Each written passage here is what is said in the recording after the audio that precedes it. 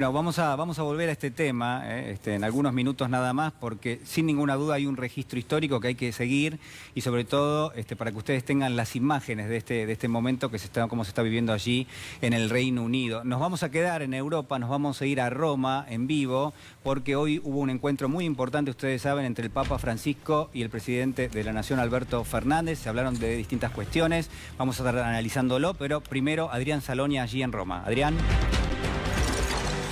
Hola Julián, buenas noches. Última actividad de Alberto Fernández en Italia, una jornada intensa pero satisfactoria para el gobierno por la reunión, por el encuentro que consiguió el presidente con el Papa Francisco. Se lo vio a un Santo Padre muy relajado, muy distendido, sonriente en muchos momentos en este encuentro que tuvo con Alberto Fernández, donde hablaron de la pobreza, donde hablaron del plan contra el hambre que está llevando adelante el gobierno, hablaron de la deuda externa y volvió a referirse Alberto Fernández a que siempre le pide ayuda a Francisco.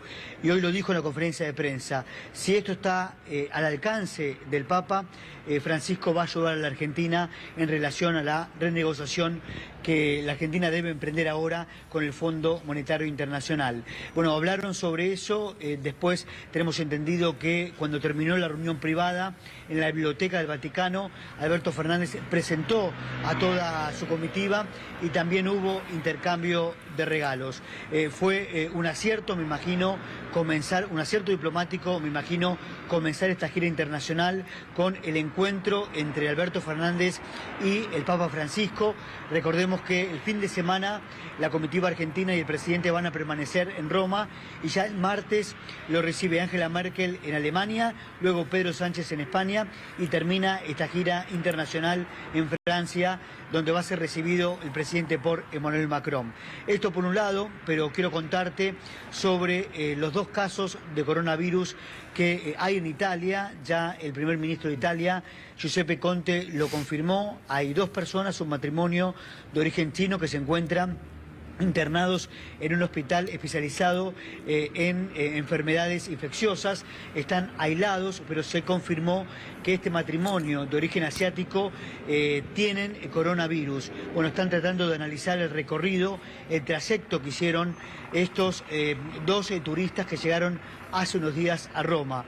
Bueno, presentaron los síntomas compatibles al coronavirus. Bueno, una ambulancia especializada se acercó al hotel. Tenemos entendido que en la habitación donde han dormido está completamente sellada, pero esta es la otra información que está sucediendo en Italia, la alerta mundial por el coronavirus. Bueno, por un lado esto y por otro lado ya la visita de Alberto Fernández en Italia, que va a finalizar el fin de semana. Muchísimas gracias allí, Adrián Salonia. Muy buena la cobertura. Dos temas, ustedes recién escuchaban. Por un lado, el encuentro entre el Papa Francisco y el presidente Alberto Fernández. El otro tema, y ya lo tenemos en nuestros estudios para analizarlo en algunos minutos nada más, es el coronavirus. Está con nosotros Jorge Rayid, médico sanitarista. Muchísimas gracias por venir. Ya vamos a estar analizando este tema. Nos quedamos con el encuentro del Papa Francisco con el presidente de la Nación. Valdés, ¿qué le pareció? Se conocieron algunas declaraciones del presidente y después las vamos a estar compartiendo. Bueno, a mí me parece que el encuentro entre el presidente de los argentinos con quizás el líder más respetado de la humanidad, basta encontrar, Irina, si ahí tiene una computadora, pone Gallup, Papa Francisco, vamos a ver que todos los años la encuestadora Gallup hace 50.000 casos en 40 países para ver quiénes son los hombres más respetados del mundo y los menos. Y Francisco viene por el 56%, veo, Irina está poniendo, Papa Francisco Gallup, 56% el Papa Francisco de respetabilidad en 50 países del mundo. ¿Estás desconfiando de lo que dice Valdés? No. Para nada. No, para nada. No, para nada. Por la duda lo chequeamos porque nos gusta. No, pero me chequear. despierta curiosidad, obviamente. Que tiene la Argentina. Es muy buena cantante, Irina. Sí, ya vamos a hablar de ese tema, a ver si podemos hacer algo. Pero digo, el hombre que cree que todo ser humano debe tener acceso a la tierra, al trabajo y a tener techo. Sí. El hombre que piensa que el planeta es la casa común y que debemos... son los poderosos los que la vulneran y son los más débiles los que las padecen, qué sé yo. Me parece que estar con ese hombre y tratar de pensar el mundo Alberto como Francisco, ¿no? Pensar desde los más humildes, pensar un mundo sin muros, un mundo con puentes, al revés de lo que estamos analizando hoy. Creo que es una muy buena decisión del presidente decir, mi primer viaje al mundo quiero que sea ahí. No fue porque Israel lo invitó al 75 aniversario del Holocausto, pero la idea del presidente era estar con ese hombre. Y a mí me parece que cuanto más cerca estemos de ese hombre, mejor nos va a ir, ¿no? Porque son los valores los que prevalecen y construir la sociedad argentina desde esos valores tiene un sentido. Me parece que hay una conexión igual entre el viaje a Israel. Me tomo una licencia, ¿no? Digo, me da la sensación de que uno podría pensar son viajes que tienen como foco la paz. No tengo dudas, claro, ¿no? Es desde una concepción de derechos humanos, es desde una concepción, por supuesto. Sí. Pero digamos, fue una invitación que le llega una semana antes que suceda el acontecimiento. Sí. Y Argentina integra ese conglomerado de países por la política de derechos humanos que ha llevado adelante. O sea, desde ese lugar era la invitación a Israel y estuvo muy bien que se haya ido y me parece que... Y aparte, yo igual cuidado, Eduardo, siempre hay que tomar en cuenta lo que fue el Holocausto, Auschwitz, el exterminio y las políticas que implementa el Estado de Israel respecto de los palestinos y el apartheid. Digo, esos temas se mezclan, siempre está muy complicado, ¿no? Cómo articularlos, cómo separarlos, bueno, Pedro, cuando desde el gobierno israelí tratan justamente de pegarlos. Pedro, yo quiero decirte que si vos hurgás esas horas que nosotros estuvimos, Alberto, después de la noche anterior a que nos encontremos con el presidente de Israel, y habíamos estado con el dirigente de la oposición que puede ganarle las elecciones. Exactamente. A la noche Alberto tuiteó que como presidente de los argentinos estaba muy contento con la recepción que nos estaban dando, que al día siguiente íbamos a ver al primer ministro Netanyahu y al presidente, pero él soñaba con un Israel y una Palestina en paz y planteó una visión y no es que no tuvo en cuenta lo que vos estás diciendo. No, por eso digo, siempre es complicado cómo utiliza un país, en este caso el Estado de Israel. En este caso, Pedro, no creo que fue utilizado, porque a mí me gustó ver a Putin. Mira, el primus inter pares, por eso digo, sería bueno que lo miremos a esos videos de ese día. El primus inter pares de ese día es también un poco para que pensemos cómo nos paramos nosotros en el mundo. Fue Vladimir Putin, que quizás es el mayor protector de Irán, que vos nombrás Irán en Israel y es el enemigo. Sin embargo, el primer ministro y el presidente de Israel, con quien entraron junto al evento, ya estábamos los demás tomando asiento, fue con Vladimir Putin, el vicepresidente de Estados Unidos, Pence, el presidente de Francia, el rey de España, estaban todos sentados. Y a quien sentaron al lado, entre ellos dos, fue a Vladimir Putin. Bueno, el discurso de Vladimir Putin fue muy aplaudido. El discurso del presidente de Alemania quizás el más aplaudido. Yo no vi que era para llevarnos a un molino. Se dijo yo las cosas con profundidad. Conté que... Igual eso es otro tema, nos iríamos demasiado del tema que estábamos planteando. Digo, por eso la semana pasada, incluso cuando lo analizamos acá, dijimos, es complicado, tiene muchas aristas, pero bueno, va más allá y tiene que ver también con relaciones... Sí, decía que lo de Putin tiene que ver con que es la nación que libera el campo, ¿no? Claro. Y por eso el reconocimiento en ese momento. Putin dice que ellos murieron más de ellos que... Eso es real. Eso es real, pero además el rol de la Unión Soviética también fue ninguneado. Es el país que libera, no lo liberan las tropas lideradas por Estados Unidos, sino las tropas lideradas por la Unión Soviética. Eso es un debate con Polonia, interno también que tiene Rusia con Polonia hoy. Que no son muchas...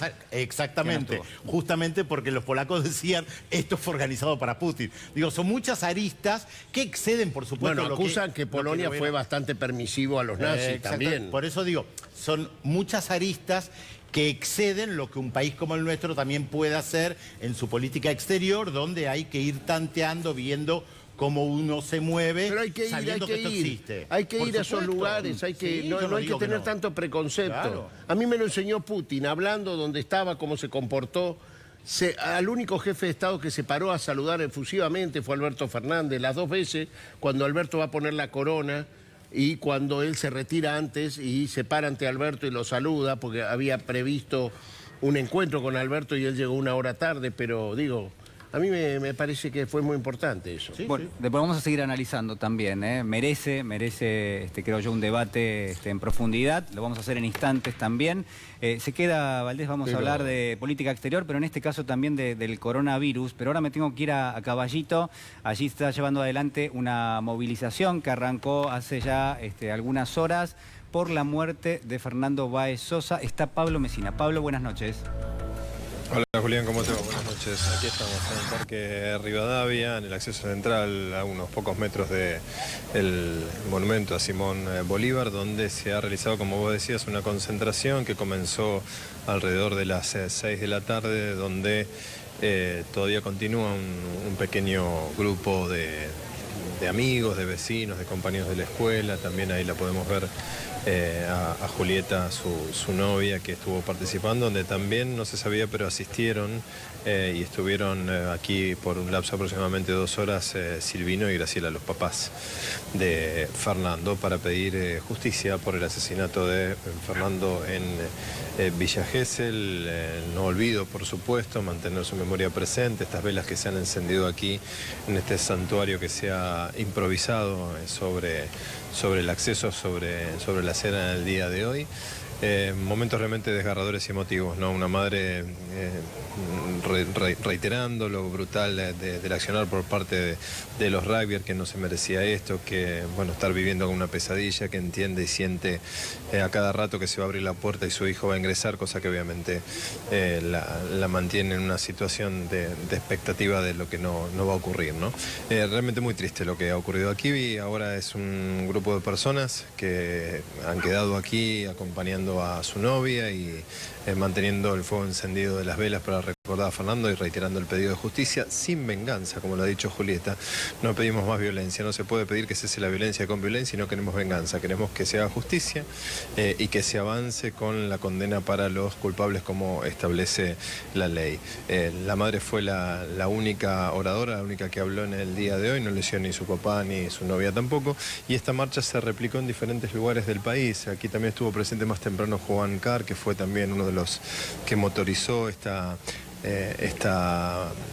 movilización, que fue prácticamente en casi todo momento en silencio, salvo algunos pedidos de justicia y recordar el nombre de Fernando y algunos aplausos, fue en silencio y extremadamente respetuosa. Siguen llegando algunos vecinos para encender las velas aquí en este lugar para pedir justicia por Fernando, y como te decía, esto se ha replicado en diferentes ciudades del país, en San Juan, en Rosario, en Mendoza, en Jujuy, en La Plata, en Berazategui, en todos lugares públicos, en plazas y parques se realizó esta marcha que está culminando, que como te decía empezó hace más de 2 horas y que tuvo una concurrencia realmente muy importante, más de 1 millón de personas, compañeros, profesores, docentes, padres de los alumnos, compañeros del Marianista, desplegaron también un banner muy grande que hicieron también con la misma foto y con el mismo pedido, y aquí continúan expresándose de esta manera, en silencio, con respeto y por supuesto manteniendo las velas encendidas por Fernando Báez Sosa, del que se van a cumplir ya mañana 2 semanas de su brutal asesinato.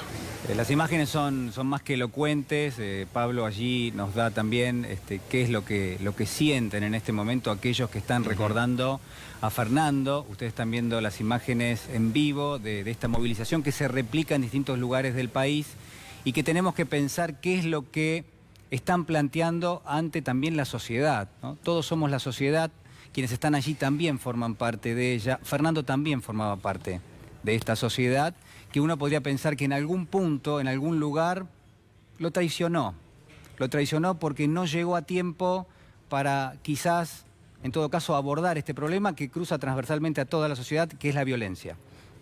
Así que muchísimas gracias, Pablo, allí en el lugar. Son imágenes realmente muy tristes, las que estamos viendo. Y con respecto a esto y la investigación que se está llevando adelante, en las últimas horas hay algunas novedades. Irina. Hola, buenas noches. ¿Qué tal? Buenas noches. Hubo 4 testigos en los últimos 2 días, básicamente. Son 4 testigos nuevos que no pertenecen al grupo de amigos de Fernando. Ayer declararon 2. La chica del kiosco, la que le había vendido el helado a Fernando, ¿recordás? Sí. También un taxista. Y hoy declararon otras 2 personas. Uno es un sereno de un hotel de al lado de donde estaban alojados los rugbyers, y otra es, y te diría que es el testimonio clave de la jornada, es una chica de 17 años que vio con claridad todo el hecho y que lo describió muy crudamente. Además de esto, que es importante para la causa, pero probablemente no se hagan más ruedas de reconocimiento, sino que con esto se vaya cerrando la etapa preliminar. Están terminando los peritajes de los teléfonos. El lunes probablemente se conozca algún resultado. Y lo que también se terminó de corroborar es que la sangre en las prendas de vestir, o sea, lo que tenía aspecto de sangre, era efectivamente lo que parecía sangre, y que esto permite cotejar el ADN de Fernando y de los agresores que están detenidos, a ver qué es lo que se halla allí. También está pendiente algo muy importante, que es el resultado de la toxicología, que va a determinar si los jóvenes y quiénes de ellos estaban alcoholizados. Ha sido un argumento, incluso de algunos de los familiares, decir que estaban alcoholizados, que es algo que se puede llegar a intentar utilizar como atenuante, ¿no?, debido a la conciencia, ¿no?, que podrían tener de sus actos. Y una cuestión, en las últimas horas se conoció una discusión que existe entre la Fiscalía y los abogados de la defensa. La defensa de los rugbyers viene pidiendo que se le exhiban los videos a los detenidos. Para ampliar la declaración, ¿van a ampliar la declaración? Porque sí, lo van a ampliar si les exhiben los videos. Pero hay una discusión porque la Fiscalía les dice: nosotros no podemos hacer que los vean en las dependencias del Ministerio Público Fiscal, se los tiene que mostrar el abogado, en todo caso, dentro del penal de Dolores, donde están detenidos, y los abogados defensores dicen que no, y es más, dicen que se los tenían que haber mostrado desde el primer día como parte de la indagatoria. ¿Por qué no se los pueden mostrar? ¿Por qué no se los pueden mostrar? Lo que alega la Fiscalía son problemas de espacio físico, básicamente. Eso en un primer escrito lo dijeron, y después agregaron otros argumentos, como por ejemplo la cuestión de la seguridad en el traslado, y la cuestión de que plantean que la Fiscalía no se puede meter en ese momento, pero se puede llegar a generar un entuerto con los jóvenes mientras vean los videos, ¿no? Este es el planteo que hay. La defensa insiste en que no es así, que deberían verlo ahí con todos los resguardos, y que deberían habérselos mostrados en un comienzo, en el primer llamado a indagatoria. Lo que está detrás de esto es un poco el mensaje de que todos tendrían la voluntad de declarar, pero si pueden tener acceso a la totalidad de las pruebas. Esto es lo que hay hasta ahora, y te diría poner atención al testimonio de esta joven de 17 años. Lo vamos a tener exactamente, que lo vamos a tener en breve. Después de las 21 vamos a compartir ese testimonio, que es desgarrador, pero que también aporta muchos elementos. También está con nosotros para analizar el testimonio y cómo se está dando esta investigación Sergio Zabalza, ya está en el estudio, es psicólogo y también es ex rugbyer. Y bueno, creo que es alguien que también puede meterse un poco en la ideología, la idiosincrasia de quienes practican el deporte, porque hay quienes dicen, bueno, tiene una relación o guarda una relación con la práctica del deporte, y quienes dicen, bueno, no tiene absolutamente nada que ver. Para eso también es importante analizarlo. Vamos a cambiar de tema ahora, nos metemos con este virus que se ha expandido. Ya hay casos en España, también hay casos confirmados en los Estados Unidos, este coronavirus. Y algunas declaraciones que vamos a estar analizando, y también se queda con nosotros el diputado Eduardo Valdés para hacerlo, de uno de los funcionarios de los Estados Unidos quizás más relevante, que se llama Wilbur Ross. ¿Qué dijo en el día de hoy? Y abrió una polémica enorme, porque hasta ahora se venía mencionando, pero ahora realmente hay elementos, ¿no?, para considerarlo. Bueno, escúchelo atentamente a Wilbur Ross.